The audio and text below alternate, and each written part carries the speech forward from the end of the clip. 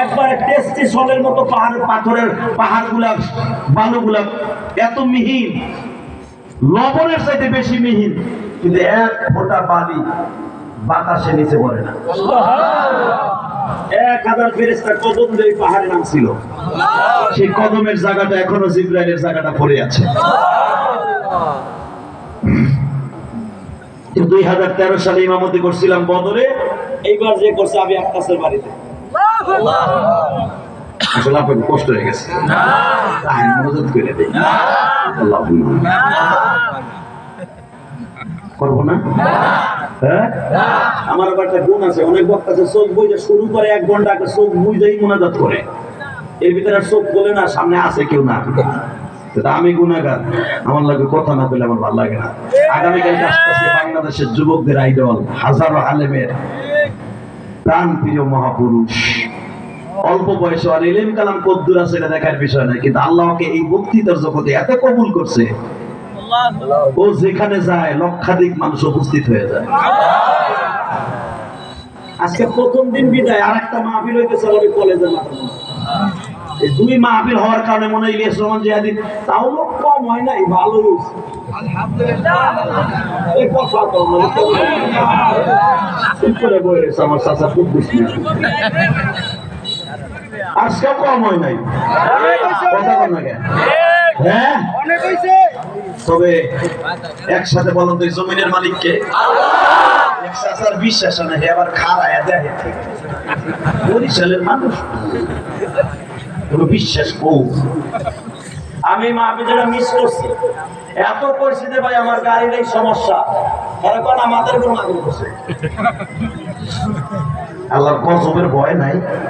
আবার আমার মায়ের তুলে বকা দিছো, এই বেটা এই তুই কয় টাকার নেতা রে বেটা, তুই ঢাকায় যাই দেখিস আমার নেতাগিরি কারে পায়, কথা বল না কেন?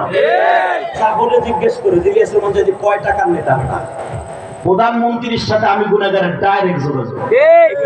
ওই ফ্যামিলিতে ওই এলাকায় বিয়ে করছি বেটা, তুমি তো আওয়ামী লীগেই বরিশাল বইয়ে করো, আর আমরা আওয়ামী লীগের ঘরে জন্ম নিয়েছি, আমার রক্ত শুদ্ধ। আমার বাপ যে পায়খানা করে, পায়খানার সাথে আওয়ামী লীগ।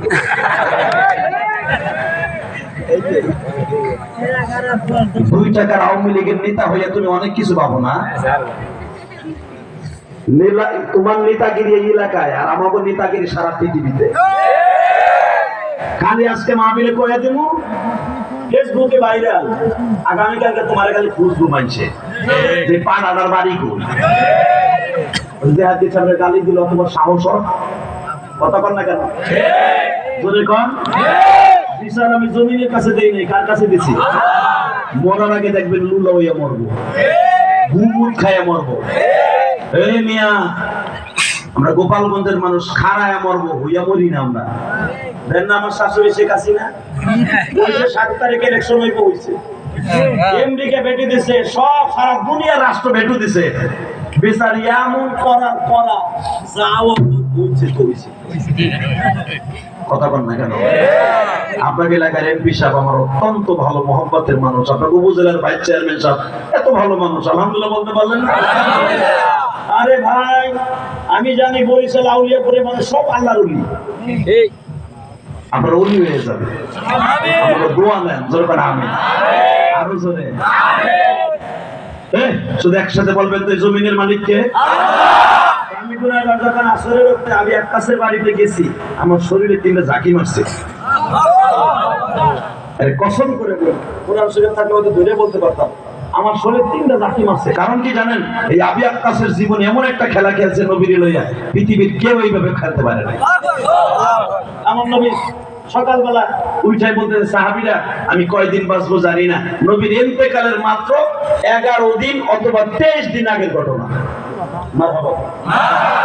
শরীরটা অসুস্থ, নবী কাইট হয়ে শুতে পারে না, শীত হয়ে শুতে পারে না, নবী এদিকে ভালো করে ভাতটাও খেলতে পারে না, গলা দিয়ে ভাত যায় না, এমন ব্যথা আমার নবী।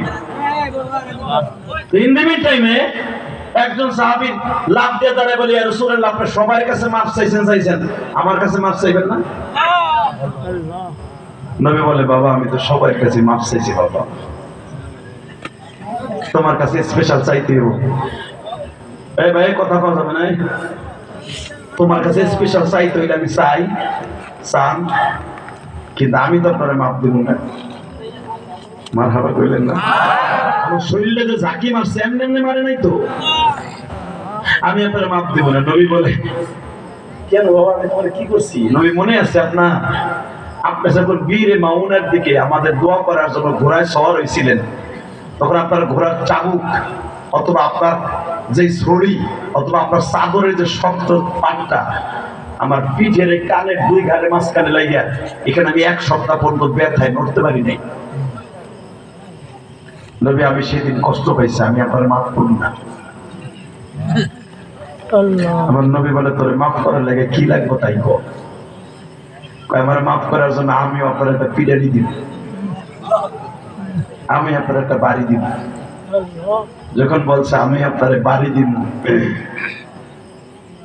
আল্লাহ নবী আমার বলে আমি যদি ছিলাম তোমার পিঠে আর ঘাড়ের এখানে লেগে গেছিল, তুমি যেটা বলো তুমিও দেখাইতেছে এই যে আমার এখানে লাল হয়ে ছিল। আমি এক কাছে একটা কথা কই, মৃত্যুর সময় মৃত্যু পদযাত্রী মানুষকে মাফ করে দিতে হয়। আমি তোমারে মাফ করে দিছি, তুমি আমার মাফ করে দাও। আমি এক কাজ বলে আমি মাফ করতে পারি। আপনি না বলছেন কোরআনের কথা, কতবিল কতল, কতলের পরিবর্তে কতল করতে হয়, জরাতুল জরদ, মারার পরিবর্তে মারতে হয়। কেউ যদি তোমার চোখ নষ্ট করে দেয়, তার চোখ আইনবিল আইন, তার চোখটাও নষ্ট করে দাও, এইটা হলো বিচার, এটা কোরআনের হুকুম। আপনি আমারে বাড়ি দিচ্ছিলেন, আমি এতদিন পুষে রাখছি, আমি সুযোগের সদ্ব্যবহার করবো, আমি আপনার একটা বাড়ি দিব। আমার নবীর কাছে যখন এই কথা বললেন, নবীর অন্তরটা দিয়ে এমনি ক্ষত বিক্ষত। এ বরিশাল আউলিয়াপুরের বাইরা, আমি একটা সুবর্ণ সুযোগ খুঁজতেছিলেন, কবি আমি পাইব। আমি সবচাইতে মদিনার সবচাইতে বড় একটা লিডারের বাবা, আমি লিডারের সন্তান, আমি লিডারের বাবা। আমার ছেলেও মক্কার বড় লিডার, আমিও লিডারের সন্তান।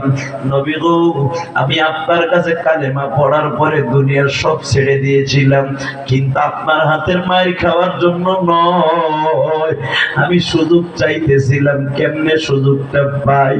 নবী আমার বারবার বলতেছে আক্কাসে, হে আবি আক্কাস, কারণ আক্কাস হলো তার ছেলের নাম, এই জন্যই তাকে বলা হইতো আবি আক্কাস। হে আবি আক্কাস, আমি কারো ঋণ রাইখে কবরে যাইতে চাই না। যদি তুই ছড়ি দিয়ে আমারে বাড়ি দিতে চাস গো, কেমনে বাড়ি দিবি? নবী আমি বাড়ি দেব, আপনার জামাটা খুলবেন, আমি একটা বাড়ি দিব।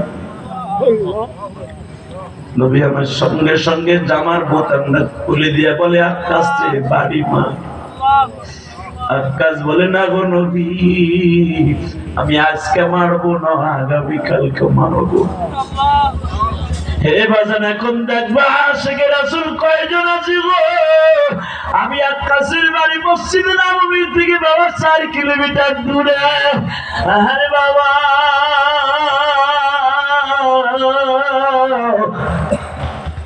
হযরত ওমর যায়া বলে আক্কাস রে, আমার জীবনের সব কিছু নবীর কদমে রাইখা দিছি, আমার এতিম নবী অসুস্থ, নবীর গায়ে হাত দিস না রে আবি আক্কাস। আবি আক্কাস বলে জীবনের সুবর্ণ সুযোগ সব সময় আসে না রে ওমর। আবু বকর বারবার বলে আবি আক্কাস রে, নবীর গায়ে হাত দিস না, নবী পানি দিব গেলতে পারে না রে, মাথার যন্ত্রণায় বালিশের থেকে মাথাটা তুলতে পারে না, নবীর গায়ে হাত দিস না। আবি আক্কাস বলে সুবর্ণ সুযোগ সব সময় আসে না। বাজার দিয়ে এক একজন করে সাহাবী যায়, সবাই ইগনোর করে তাড়ায় দেয়। লাশ ফিরে থেকে ফাতেমা শুনতে পারলো আমার বাবার অসুস্থ শরীরে আবি আক্কাস অপমানজনক আঘাত করবে। ফাতেমা পর্যন্ত আলীর কাছে বলে তুমি একটু যাও না, দরকার আমার হাসান হুসাইন লয়ে যাও, আমার মুহসিন লয়ে যাও। আল্লাহু আকবার। ফাতেমার 5টা সন্তান, কয়টা? জোরে কর। আপনি জানেন কয়টা? 2টা। আপনি জানেন 2টা। ফাতেমার ছেলে সন্তান কয়টা? 1 নম্বরে হাসান হলো বড় ছেলে, 2 নম্বরে হুসাইন হলো ছোট মেজে ছেলে, 3 নম্বর ছেলে হলো মুহসিন। ছেলে হলো 3টা, মেয়ে হলো 2টা, জাইনাব আর রুকাইয়া। নিজের দুইটা বোনের নামে দুইটা মেয়ের নাম রাখছে ফাতেমা, আর হাসান হোসাইন মোহসেন এই 5টা সন্তান ফাতেমার। আল্লাহু আকবার বলতে পারেন না? 5টা সন্তান দিয়ে আলীরে বলে তুমি গাড়ি করে লয়ে যাও, আমি আক্কাসের বাড়ির সামনে যায় খাও, এই 5টা সন্তান তো কদমে দিলাম, তুই আমার বাবার মারিস না। আমি আক্কাস বলে আমার সুবর্ণ সুযোগ, আমি আক্কাস বলে নবী গো আমার মহরের নবুয়ত পর্যন্ত খুলতেই, মহরের নবুয়ত পর্যন্ত খুলছে, জামাটারে খুইলে আমার নবীর মাজারটা শক্ত করে ধরে মহরের নবুয়তের মধ্যে চুমা দিতে গেছে, দেখে মহরের নবুয়তের মাঝখানে এত বড় একটা গর্ত। যেই গর্তের কথা আমি বলছিলাম গো বাবা, এই গর্তটা ফাতেমা বারবার পরিষ্কার করতেছে হিজরাতের রাত্রে। আমি দেখবো এখন কার চোখে নবীর ইশকের পানি আছে, যখনই পরিষ্কার করতেছে গো বাবা,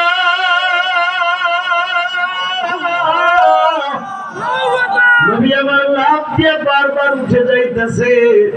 তখন ফাতেমা মনে মনে ভাবলেন এই নেকড়া দিয়া পরিষ্কার করলে বাবায় কষ্ট পায়, বাবার এখানে আর নেকড়া লাগাবো না, আমি আমার বাবার এখানে জিব্বা লাগাই।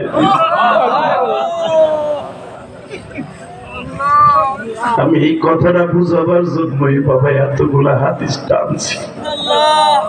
হে নবীর আশিক গুলি, আউলিয়া মুরের আশিক গুলি,